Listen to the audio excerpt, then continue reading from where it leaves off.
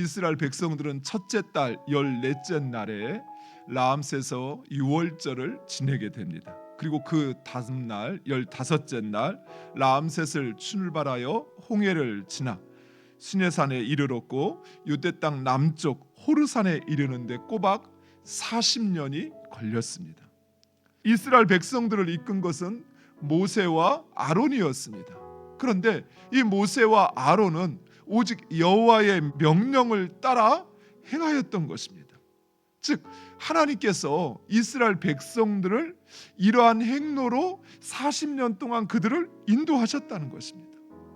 그렇다면 하나님은 왜 이스라엘 백성들을 이처럼 40년에 걸쳐 광야를 돌고 돌아 호르산에 이르게 하셨을까요?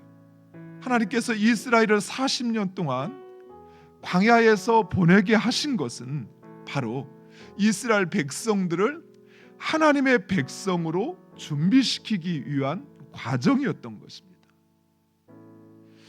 출애굽한 이스라엘 백성들은 비록 시내산에서 하나님과 언약을 맺었지만 그러나 그들은 여전히 예굽의 질서와 그들의 삶의 양식에 익숙해져 있었습니다. 그래서 이스라엘 백성들은 예굽을 그리워할 뿐만 아니라 문제만 생기면 원망하고 불평하였던 것입니다. 하나님은 이러한 백성들을 하나님의 나라의 백성으로 변화시키고 그리고 변화된 하나님의 백성으로 가나안에 들어가게 하셨던 것입니다. 이 광야의 여정은 오직 믿음으로만 나아갈 수 있는 여정입니다.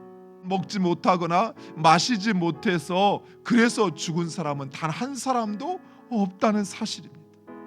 하지만 하나님을 원망하였던 출애굽 1세대 가운데 여호수아와 갈렙을 제외한 그 모든 사람들은 모두 다 광야에서 죽고 말았습니다. 하나님을 믿지 못하고 원망하고 불평하였던 사람들, 하나님과의 언약을 저버리고 하나님의 말씀에 순종하지 않고 불신앙으로 행하였던 그들 모두는 광야에서 쓰러지고 말았던 것입니다. 사랑하는 성도 여러분, 이처럼 이스라엘의 광야 생활이 우리에게 말씀해주는 두 가지 중요한 목적이 있습니다. 첫 번째, 우리의 삶의 여정은 바로 하나님의 백성으로 온전해가는 과정이라는 사실입니다.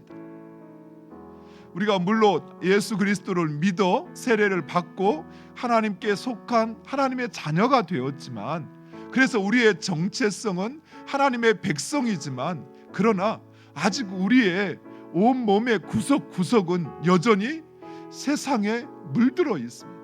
그 좋은 하나님의 나라 빨리 데려가시지, 빠른 길로 일주일이면 가는 길로, 아니면 2-3개월이면 가는 길로, 그 길로 인도하시지 왜 40년 동안 이 땅에서 이처럼 우리로 방황하게 하시느냐. 그것은 바로 우리를 하나님의 백성으로 만들어가는 것입니다. 나의 마음과 나의 생각을 바꾸시는 것이. 두 번째로, 하나님께서 이스라엘 백성들을 40년 동안 방황케 한 것은 바로 그 가나안 땅과 그리고 그 주변에 있는 모든 세력들을 정복해 가는 과정이었습니다. 즉 하나님께서는 우리를 통해서 이 어둠의 세상을 정복해 가기를 원하시는 것이.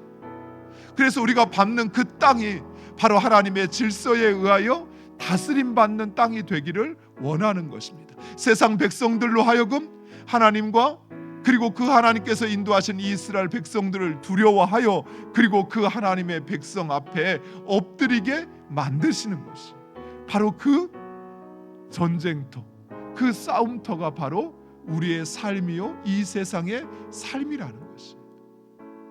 그렇다면 그 싸움터에서 이기기 위해서는 어떻게 해야 합니까? 어떻게 우리는 그 싸움을 이겨나갈 수 있을까요? 그것은 바로 믿음입니다. 하나님의 방식으로, 하나님께서 행하시는 것처럼, 예수님께서 행하셨던 것처럼 그렇게 행함으로써 세상 가운데 승리하게 하시기를 원하시는 것입니다. 그것이 바로 우리의 삶을 인도하시는 하나님의 뜻이라는 것입니다.